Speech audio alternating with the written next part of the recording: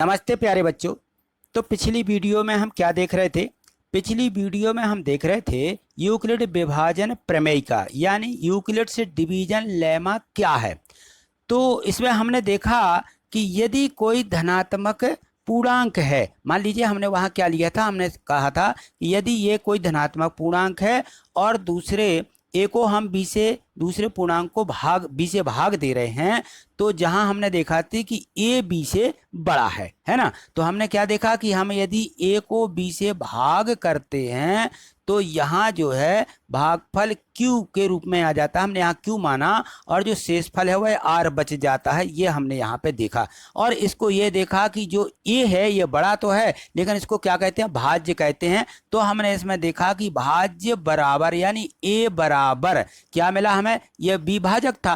तो हमें मिल गया कि भाजक गुणित भागफल धन शेषफल। और इसकी कंडीशन को भी हमने देखा कि इसकी कंडीशन क्या बनती थी। इसमें जो आर था, आर जो है हमने देखा था कि आर या तो शून्य से बड़ा है या यह शून्य के बराबर है, लेकिन भाजक बी से छोटा होता है ना। तो यहाँ हमने देखा कि ये जो आर है यह बी से क्या होता है, छोटा होता है। यह इसकी यहाँ पे कंडीशन थी, ठीक है ना। तो अब देखिए यहाँ सवाल जो दिया गया है, सवाल क्या कह रहा है, सवाल कह रहा है कि दर्शाइए कि प्रत्येक धनात्मक समपूर्णांक 2q के रूप का होता है तथा प्रत्येक धनात्मक विषम पूर्णांक 2q प्लस 1 के रूप का होता है, जहां q कोई एक पूर्णांक है। तो अब देखिए यहाँ पे धनात्मक के लिए देखिए, जैसे मैं आपको बताऊं कि एक संख्या रेखा से आपको बता रहा हूं। तो यहाँ देखिए, मान लीजिए एक ये संख्या रेखा है, क्या है ये हमारी संख्या रेखा।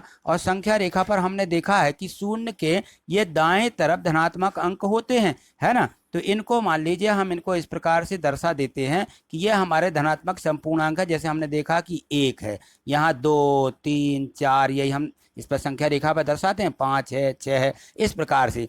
तो अब देखिए सवाल कह रहा है कि प्रत्येक धनात्मक समपूर्णांक 2q के रूप का होता है।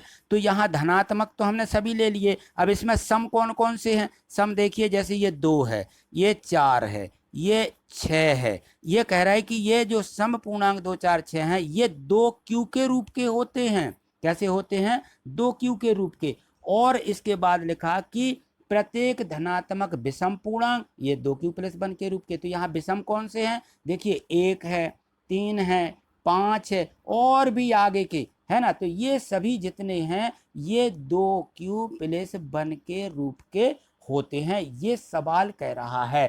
तो अब देखिए यहाँ पे यदि मान लीजिए हम कोई धनात्मक पूर्णांक लें, जैसे यहाँ हमने ए लिया और यहाँ पे बी लिया, तो यदि हम ए को बी से भाग दे रहे हैं, यदि हम यहाँ पे ए को 2 से भाग दें, किससे भाग दें, 2 से, तो यहाँ यदि हम 2 से भाग देते हैं तो क्या आ जाएगा, 2 का भाग देंगे, यहाँ पर हमारा भागफल आ जाएगा जिसको हम क्यू लिख रहे हैं, और यहाँ पे हमारा शेष बच जाएगा जिसको हम क्या लिख रहे हैं, यहाँ पे हम आर लिख रहे हैं, ठीक है।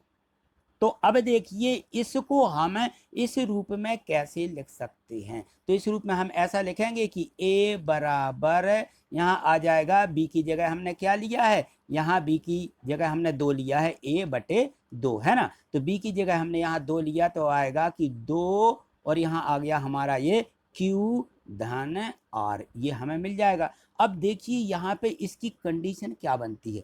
तो अब इसकी कंडीशन देखिए ये बनती है कि जहां r जो है, हमारा जो r है, या तो 0 से बड़ा होगा या फिर 0 के बराबर होगा, ठीक है ना।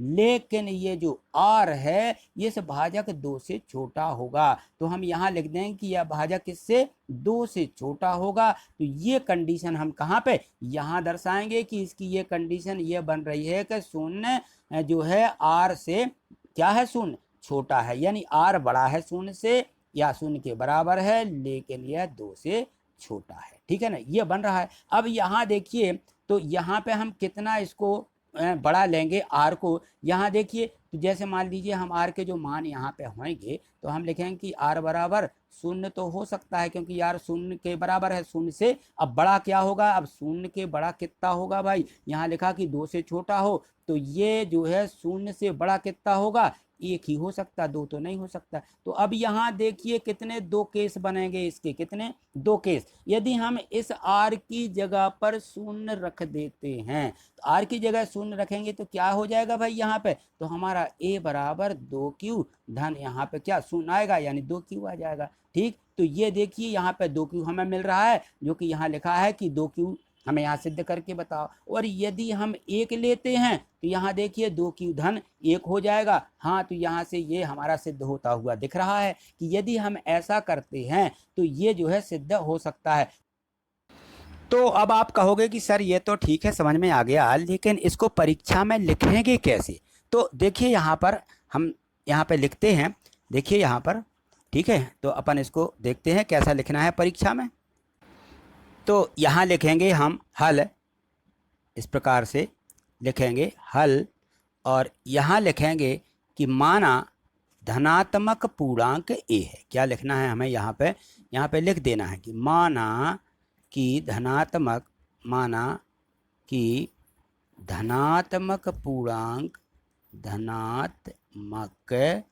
पूर्णांक ए है, पूर्णांक ए है तथा बी। अब बी बराबर क्या माना हमने, क्या ले रहे हैं यहाँ पे, हमने देखा कि इसमें 2q से गुणा था, यानी बी इसकी जगह 2 है, तो हम लिखेंगे कि तथा बी बराबर 2 है। यह हम इसको ऐसा लिख देंगे। इसलिए किससे, यूक्लिड विभाजन प्रमेयिका से। अब यहाँ यूक्लिड विभाजन प्रमेयिका का प्रयोग हुआ है, तो उसको लिखेंगे, इसलिए यूक्लिड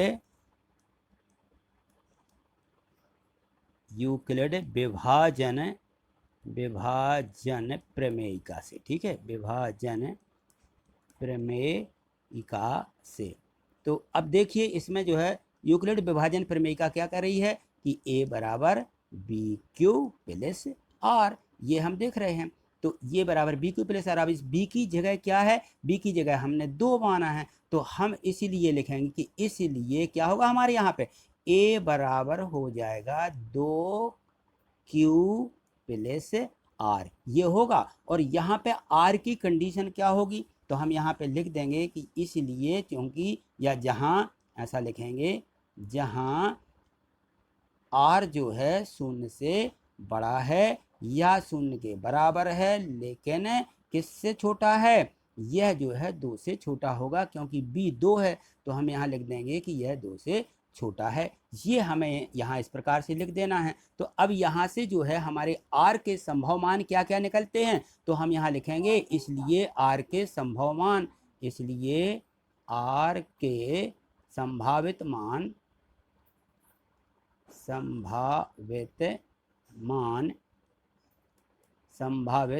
मान आर बराबर या तो 0 होगा या फिर 1 होगा, 2 नहीं हो सकता। ठीक है, ये हमें आर के संभावित मान लिख देना है। जब आर के 2 संभावित मान हैं तो यहाँ 2 ही केस बनेंगे। ठीक है, तो यहाँ हम लिख देंगे केस फर्स्ट से, यहाँ लिखिए केस फर्स्ट।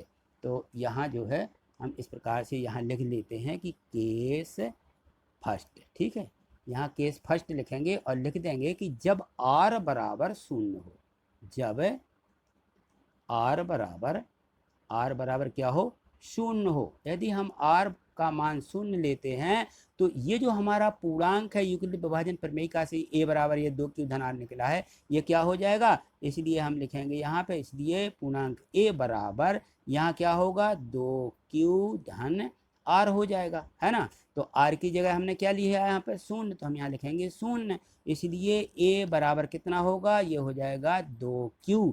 अब देखिए यहाँ पे ये 2q मिल गया, तो अब हम ये कैसे माने कि ये जो है हमारा समपूर्णांक है। तो अब देखिए यदि मान लीजिए हम 2 का किसी धनात्मक पूर्णांक में गुणा करते हैं तो क्या रिजल्ट मिलते हैं। अब देखिए यहाँ पे थोड़ा सा हम देख भी लेते हैं, जैसे हमारा धनात्मक पूर्णांक 1 है, 2 है, 3 है ना, 4 है, 5, कुछ भी इस प्रकार से हम आगे तक के ले सकते हैं। और हम इस किसी भी धनात्मक पूर्णांक में क्या 2 का गुणा कर दें, इन सब में हम 2 का गुणा करके देखते हैं तो क्या रिजल्ट मिलेगा हमें। यहाँ पे 2 का हम 1 में गुणा करेंगे 2 मिल जाएगा, 2 का 2 में करेंगे तो 4 मिलेगा, 2 का हम 3 में करेंगे तो हमें यहाँ 6 मिलेगा, 2 का 8 मिल जाएगा, यहाँ पे 10 मिल जाएगा। अब देखिए यहाँ पे 2 4 6 8 10 ये कैसे मिल गए हमें भाई, ये समपूर्णांक मिलेंगे। तो यह निश्चित हो गया कि 2 का यदि हम किसी भी पूर्णांक में गुणा करें, कोई भी पूर्णांक हो, धनात्मक पूर्णांक होना चाहिए, तो उसका जो रिजल्ट है ये 2q के रूप का होगा। तो हम यहाँ लिख देंगे जहाँ, ठीक है, यहाँ लिखेंगे जहाँ पे 2q क्या है, समपूर्णांक है, जहाँ 2q क्या है, पूर्णांक है। इसीलिए हम क्या लिख देंगे यहाँ पे, जो हमारा केस फर्स्ट है इसको हम लिख देंगे, इसीलिए a बराबर 2q, ये हमारा सिद्ध हो गया। यही हमें सिद्ध करना था कि समपूर्णांक दिखाओ, तो हमने देख दिया, लिख दिया कि जहाँ पर 2q समपूर्णांक, इसलिए बराबर 2q होगा। ये बिल्कुल यहाँ पे हमें ये केस हमारा क्या हो गया, सिद्ध हो गया। अब आगे देखिए, जब हम r बराबर क्या लेते हैं, r बराबर हमें क्या लेना, r बराबर हमें 1 लेना है, तो केस हमारा दूसरा, ठीक है, यहाँ केस दूसरा लिखिए, यहाँ लिख देंगे हम केस सेकंड। यहाँ से देखिए इसको, यहाँ देखते हैं केस यहाँ दूसरा, और लिखेंगे यहाँ पे जब r बराबर क्या हो, जब, यहाँ थोड़ा कंजेस्टेड है और आगे देखते हैं इसको, यहाँ देखिए हम लिखेंगे यहाँ पे केस, यहाँ लिख लो केस दूसरा, ठीक, और लिखेंगे जब r बराबर 1 हो, जब r बराबर 1 हो। यदि हम r बराबर 1 लेते हैं तो क्या हो जाएगी स्थिति, a बराबर आ जाएगी हमारी 2q धन 1, ये हो जाएगा। जब a बराबर 2q धन 1 आ गया, तो अब देखिए 2q हम पहले से यहाँ पे क्या कर चुके हैं, ये सिद्ध कर चुके हैं कि 2q क्या है, ये तो हमारा समपूर्णांक निकल आया ना, ये हम इसको कहेंगे ये समपूर्णांक है। जब ये समपूर्णांक है और इसमें 1 जोड़ रहे हैं, तो कोई भी समपूर्णांक जैसे हमने 2 4 6 इस प्रकार से लिए थे, और हम यदि इनमें 1 1 1 जोड़ दें तो क्या मिलता है हमें, यहाँ 3 मिल जाएगा, यहाँ 5 मिल जाएगा, यहाँ 7 मिल जाएगा। तो ये कौन से पूर्णांक निकले, यहाँ पे ये विषम पूर्णांक निकले। तो हम इसको क्या लिखेंगे, अब हम इसको लिख देंगे कि ये जो है क्या है, ये एक विषम पूर्णांक है। तो हम इसको लिखेंगे कि 2q, जहाँ 2q विषम पूर्णांक है, इसको यहाँ लिख दीजिए कि 2q धन 1 विषम पूर्णांक है। ये हमें यहाँ पे इसको ऐसा लिख देना है कि ये विषम पूर्णांक है। तो ये जो केस हमारा 2 है, ये क्या सिद्ध हो गया यहाँ पे कि a बराबर क्या हो गया, a बराबर 2q धन 1, ये हमारा ये सिद्ध हो गया। ये 2 चीजें इसमें पूछी गई थी और ये दोनों चीजें हमारी यहाँ पे सिद्ध हो गई हैं। तो यहाँ नीचे देखिए, अब हम यहाँ पे क्या लिखेंगे, यहाँ हमें लिखना है कि अतः, इसलिए यहाँ पे लिख देंगे, यहाँ हम उत्तर के रूप में लिखेंगे कि अतः, यहाँ लिख देंगे अतः प्रत्येक धनात्मक, वही लिखना जो हमारा प्रश्न कह रहा है कि प्रत्येक धनात्मक पूर्णांक कैसा, सॉरी, धनात्मक समपूर्णांक लिखना है, क्या लिखना है, समपूर्णांक, प्रत्येक धनात्मक, यहाँ सम लिख लीजिए, धनात्मक सम पूर्णांक 2q के रूप का, 2q तथा विषम पूर्णांक, तथा विषम, धनात्मक ही लिखिए, इसको भी लिख दीजिए, धनात्मक